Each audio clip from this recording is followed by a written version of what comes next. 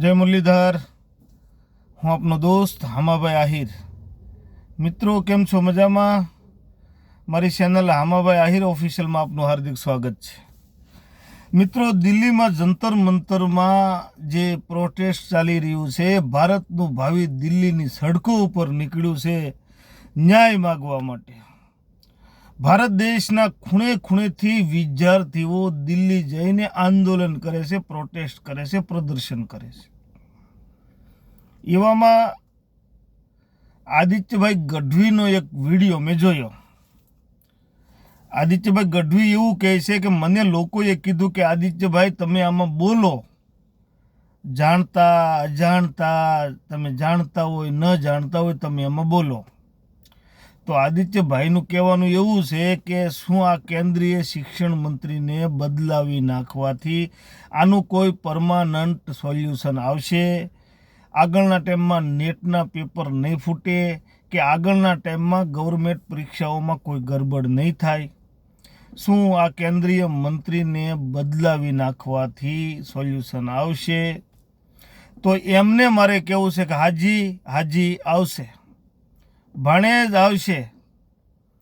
હું એક આહિર હોવાને નાતે એ આદિત્યભાઈને ભાણેજ કહું છું કે ગઢવી આહિરના ભાણેજ હોય છે અને આહિરને મામા કહેતા હોય છે. હાજી આદિત્યભાઈ, આજે વિદ્યાર્થીઓ પ્રોટેસ્ટ કરે છે, પ્રદર્શન કરે છે, એની માંગ છે કે કેન્દ્રીય શિક્ષણ મંત્રી ધર્મેન્દ્ર પ્રધાનને હટાવો, એને ઇસ્તીફા દેવડાવો, રાજીનામું દેવડાવો. એની વાત સાચી છે, એની માંગ સાચી છે. આ સમાજ, આ સોસાયટી, આ દેશની અંદર જવાબદારી તો નક્કી થવી જોઈએ ને. જવાબદારી નહીં નક્કી થાય, જવાબદેહી નહીં નક્કી થાય તો કોની શું જવાબદારી, એનો શું ખ્યાલ આવશે? એ તમે જાણો છો. તમે ભજનીક છો બહુ સારા, અમે તમારા સાહક છીએ, તમે બહુ સારા ભજનીક છો. પણ જે આ તમે પ્રતિક્રિયા આપી એનાથી મને આમ થોડુંક એમ દિલમાં થયું કે આદિત્યભાઈએ જે આ કીધું એને મારે જવાબ દેવો જોઈએ. તો હું તમે જે પ્રતિક્રિયા આપી એનો જવાબ આપું છું કે હાજી, શિક્ષણ મંત્રીને બદલાવવાથી એનું સોલ્યુશન આવી જશે, એની જવાબદારી નક્કી થશે. આ લોકોને, આ દેશની જનતાને ખ્યાલ આવશે. આ કોઈ 8મું 9મું કે 10મું ભણતા વિદ્યાર્થીઓનો પેપર નથી ફૂટ્યા. આ એક ભારત દેશને સારું આરોગ્ય પ્રદાન કરતા ભારતના ભાવિ પેઢી ડોક્ટરોના પેપર ફૂટ્યા છે. તમે વિચારો, આવી રીતે પેપર ફૂટતા રહેશે અને પેપર ફૂટેલા પેપરનો લાભ લઈને કોઈ માણસ એક્ઝામમાં પાસ થઈ જશે અને પછી ડૉક્ટર બનશે તો આ દેશને શું આરોગ્ય પ્રદાન કરશે? એ વિચારો. હવે રહી વાત સોલ્યુશનની, તમે કીધું કે આને હટાવવાથી પરમેનન્ટ સોલ્યુશન આવશે. તો હાજી, જવાબદારી નક્કી થશે. આપણે જે સોસાયટીમાં રહેતા હોય એ સોસાયટીમાં ચોરી થાય તો જવાબદારી કોની? સિક્યુરિટીની. સોસાયટીમાં સિક્યુરિટી ગેટ હશે, જ્યાં સિક્યુરિટી બેસતા હશે એને પૂછવામાં આવશે. જવાબદારી છે, લોકોની જવાબદારી છે. સોસાયટીના લોકો, સોસાયટીમાં ચોરી થશે તો સિક્યુરિટીને પૂછશે કે ભાઈ કેમ ચોરી થઈ? તમે આળસુ છો, તમે રાતે સૂઈ જાઓ છો, તમે બરાબર કામ કરતા નથી, તમે દેખરેખ રાખતા નથી, એટલે ચોરી થઈ. એમ જવાબદારી નક્કી થશે. આજે જે વિદ્યાર્થીઓ દિલ્હીની સડકો ઉપર નીકળ્યા છે, જે ન્યાય માગવા માટે નીકળ્યા છે, એ ભારતનું ભાવિ છે. એની જે માંગો છે એ એકદમ વ્યાજબી છે. અને જ્યાં સુધી હું માનું છું આ દેશની અંદર જ્યારે ભારતનું ભાવિ આંદોલનમાં નીકળ્યું છે ત્યારે આ દેશમાં ક્રાંતિ આવી છે. તમે વિચારજો, જ્યારે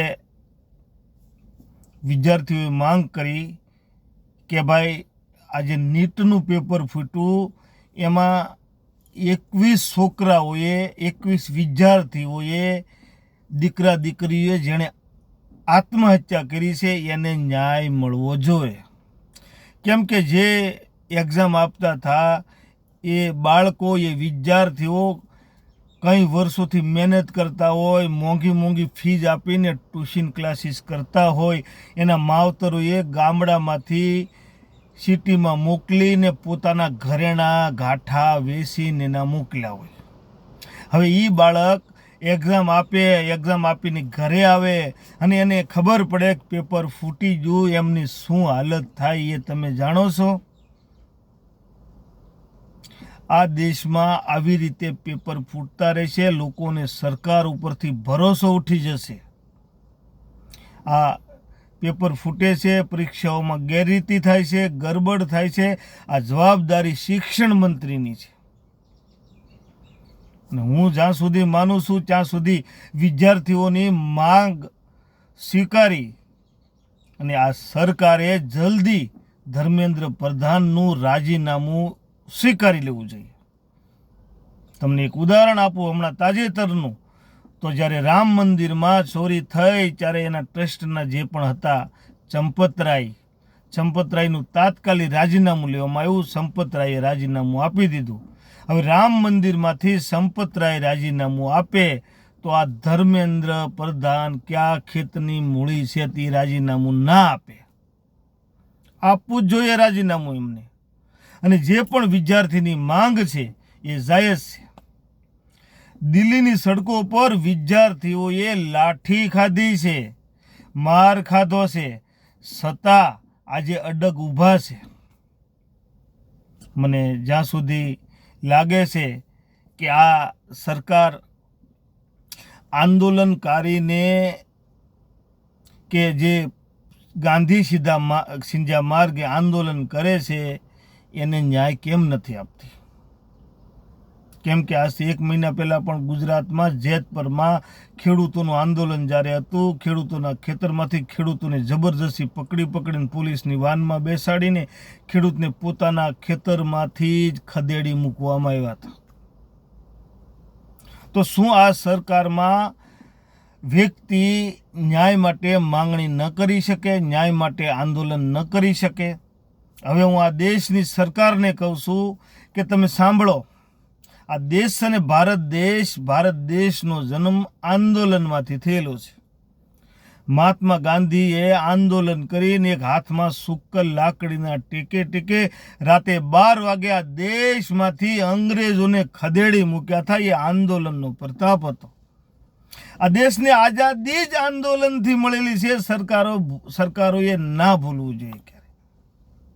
વિદ્યાર્થીની જે માંગ છે સંતોષીને એને તાત્કાલિક એની માંગ સંતોષીને એને સંતોષકારક જવાબ આપો અને જલ્દીથી આ પ્રોટેસ્ટ, આ આંદોલન, આ પ્રદર્શનો બંધ થાય અને ધર્મેન્દ્ર પ્રધાનનું જે રાજીનામું છે એ સ્વીકારવું જોઈએ. કેમ કે જ્યારે ગેરરીતિ થઈ, જ્યારે પેપર ફૂટ્યા, ત્યારે આ કેન્દ્રીય મંત્રી ધર્મેન્દ્ર પ્રધાને શિક્ષણની સુકાન સંભાળેલી હતી.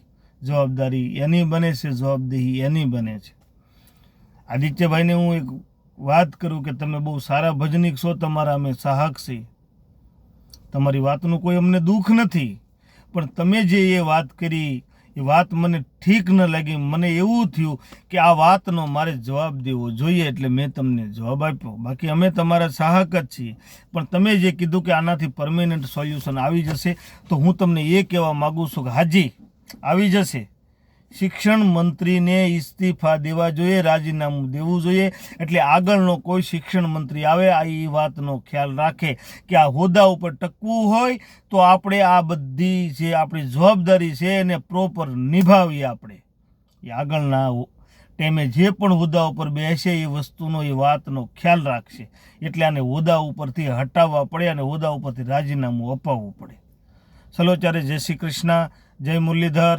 અમારો વિડીયો તમને ગમ્યો હોય તો તમારા મિત્રો સાથે, ફ્રેન્ડ સાથે શેર કરજો અને મારી ચેનલને સબસ્ક્રાઈબ કરજો.